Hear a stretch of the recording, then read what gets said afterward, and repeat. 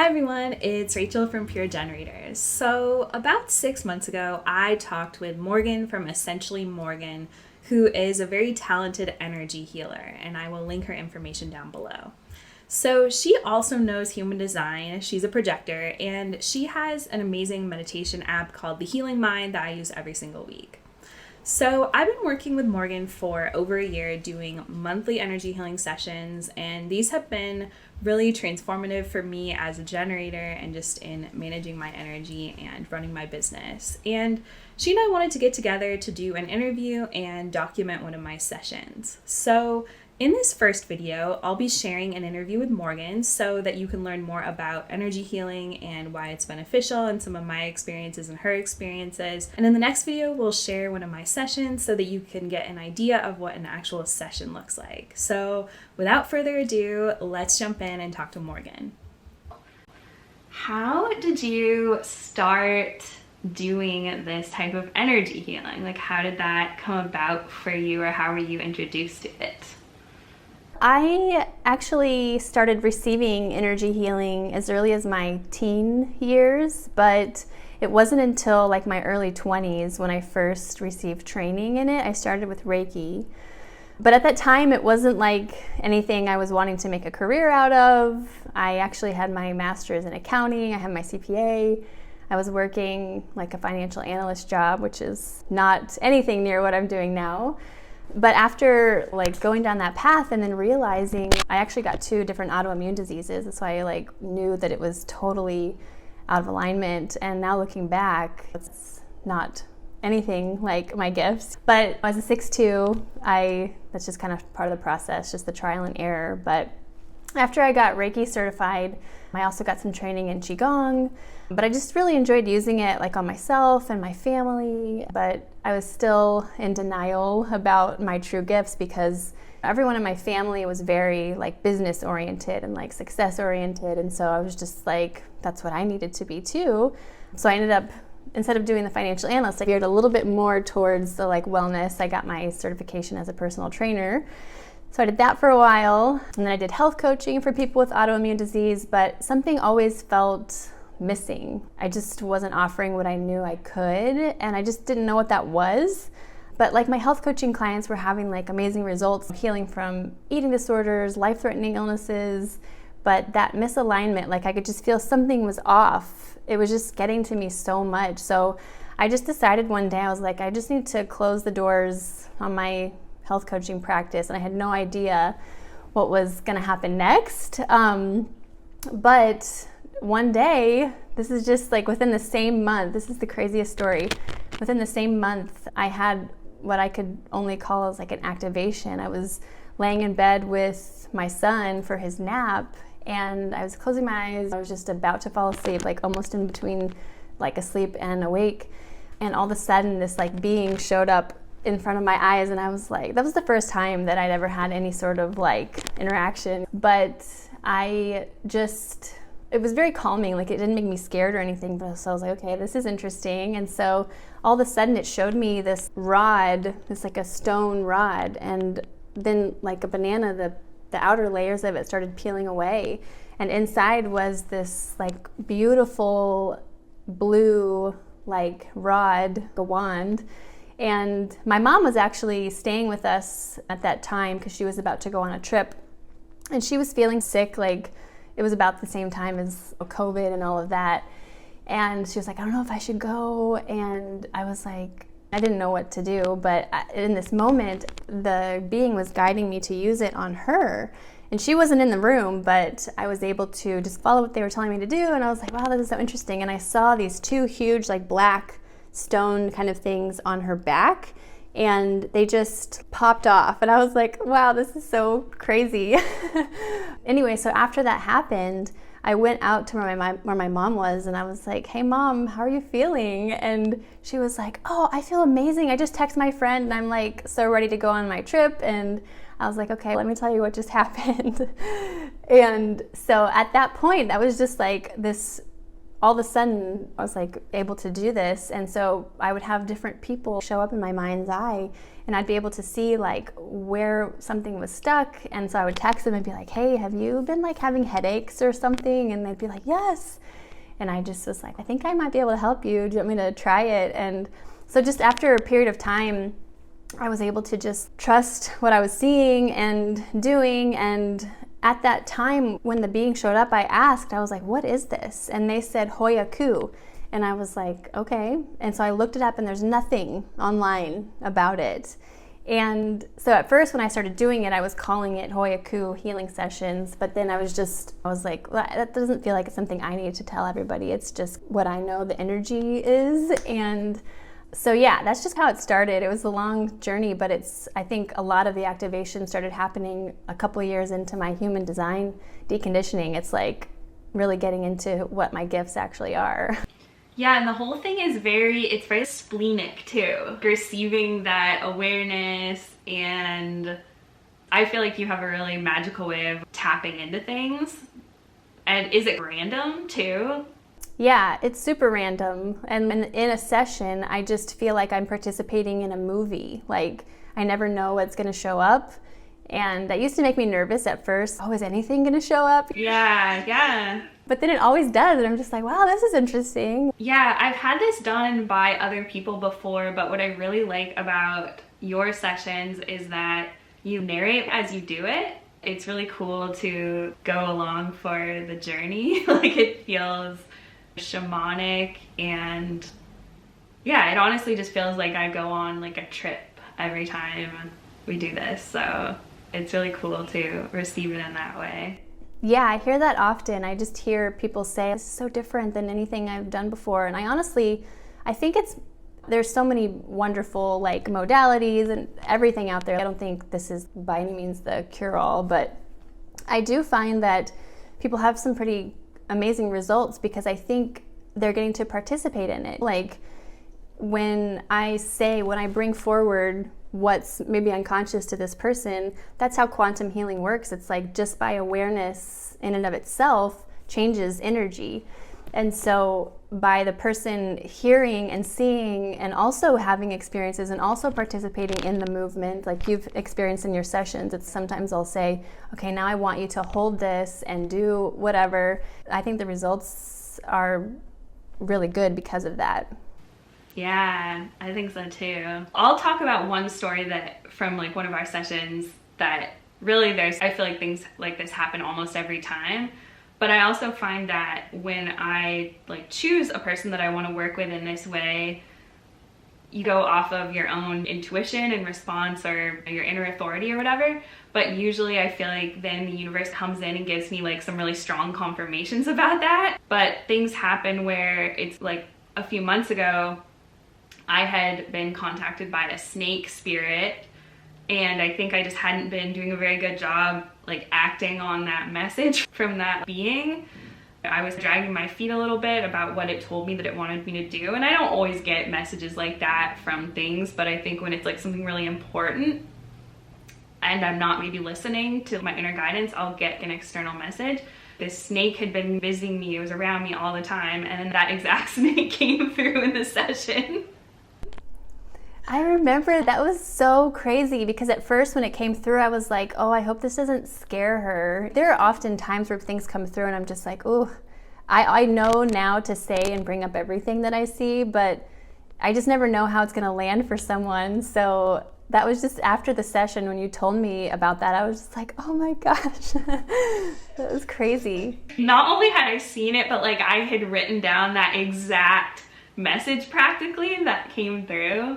Yeah, that was so crazy. And I felt like right away, like the first time we had a session, like even it's hard because it's even if someone probably tells you, oh yeah, that resonates, whatever, you're never going to be able to feel how much it resonates in the other person's body. So there is a certain amount of trust, but I feel like so often the things that come through in these, I'm like, oh, yep, things I've already been thinking about, things I've already been seeing or maybe peripherally sensing but haven't fully gotten it, and then the message finally fully comes through. And you're exactly right, it's like when you have that awareness then you can actually make some moves or begin to heal or expand or whatever it is. So Yeah. as much as we ignore the mind in all of this, a lot of it is about that. It's about, like you said, like bringing the messages from the subconscious up to the conscious place where the mind actually knows how to not get in the way of them. Yeah, and I think that is just such a cool part about this too, is through working multiple sessions, people end up trusting their own intuition more. And I think that's the best benefit of all, is that people like tuning back into knowing what their body feels like, knowing what their frequency feels like, what feels correct for them, what doesn't, and then just trusting those messages that you've been getting, and then you get the confirmation. So yeah, that's what my intuition sounds like. Do you have any other like transformations or experiences with other clients that you want to share, or that really like stand out to you? Yeah, I think there's it's like a range. Some people experience things just reduced anxiety, better sleep, improved digestion. I've had some people who have had some rapid, like instantaneous physical healing. Like one woman in particular, she has always had, her knees would crack every single day. They were just always in pain, and then the day after our session, they like stopped cracking. Wow. So that was cool. And then another client of mine, he had a subluxation of his spine that he'd been working on for like over 10 years, lots of different things. And then in that session, like it released. And so it's just, those kinds of things are always fun. That doesn't happen to everybody. But there are other people who, like one woman received like a really strong message that she had a vocal cord injury. And she was like just so focused on trying to heal her voice because it was so powerful for her, because she was a beautiful singer and that's how she felt like she was contributing towards healing other people. And so she just kept feeling like so broken down because of this injury. And then in the session, it was so loud and clear that she is a healer, but it's through her hands. Like she's not supposed to be singing through healing. After that, she went and got Reiki certified, and she just got such clarity on this thing that had been bothering her for so long. And it's actually not bad. Like, you're not supposed to use your energy that way. It's supposed to be this way now. Yeah, I think there's just a lot of things like that where people get a lot of guidance on things, and then just, like I said, being able to trust their intuition and just really moving through life with more flow and ease and satisfaction and joy, just feeling really connected to themselves. Yeah, I could tell you so many stories, but those are a few ones that really stand out. And even just those subtle things that you're talking about of just feeling like a bit more calm in your body, or just a bit more, for me it's often like a release of tension. Like those are huge things that are major like upgrades to life. So even if it's just that subtle feeling, it's still, to me, a big deal. So yeah, I think so too. Anything we can do to lower our stress, like, is worth it. I have one other story I just remembered that's maybe cool to tell. So in one of the sessions, I can always just see where the patterns, like the energy patterns, are off. And there was this one woman who I could see that her energy was almost like Saturn's rings around her body like this, and I could tell it was just off balance. And so we guided it to move it back like a pendulum all the way to the other side to get some more circulation going all the way around. And she told me after the session that as that was happening, we were moving the energy back over to her right side. And she told me that as that was happening, she was crying, but only out of her right eye. That's amazing. Yeah, I just find those things so fast. They always blow my mind. It's crazy. I just feel like we don't pay enough attention to our bodies in general, and that's why this is so cool, is because it bridges the two together, the more unseen stuff and the physical stuff.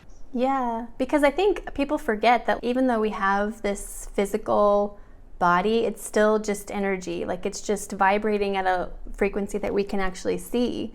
So the stuff that's vibrating at a lower frequency is what we physically can see, and then the higher frequency things we just can't see, which doesn't mean it's not there. Like, honest scientists haven't even fully figured out how this works yet, but it's basically, there's this quantum energy field that connects everything, and everything is energy. And one of my gifts is being able to see the things that not everyone can see yet. Like, I think everybody can. It's just maybe not yet. They haven't had that opening. So within that quantum field, I'm able to see it with my mind's eye. And in human design, I have the defined ajna center. And so I really see how that's a big part of this. So when I'm tuning into someone's energy, I can really see what's stuck in their field, the patterns of it, where it comes from, whether it's past life energy, a trauma, or even just like randomness. But I can also see their light body and their highest vibration, like what that looks like. And so to me, healing, all it really means is just restoring something back to its natural or original state. So we all have this like unique energetic signature. Human design is part of that.